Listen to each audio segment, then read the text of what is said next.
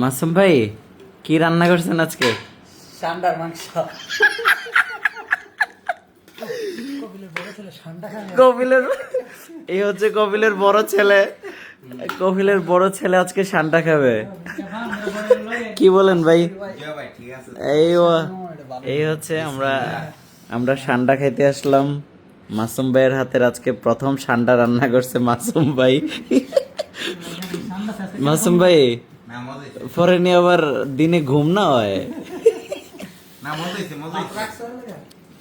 যাক মাশাআল্লাহ গাইস, এই ফার্স্ট টাইম সান্ডা খায় ট্রাই করতেছি, দেখি পরবর্তীতে এক্সপিরিয়েন্স জানাবো।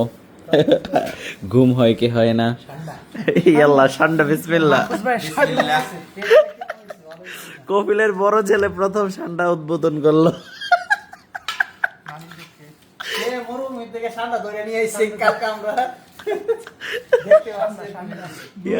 আমরা ফেসবুকে দেখছি আপনি মরুভূমিতে গেছেন সান্ডা ধরার জন্য। এই সেই সান্ডা। হ্যাঁ ইয়া মারহাবা।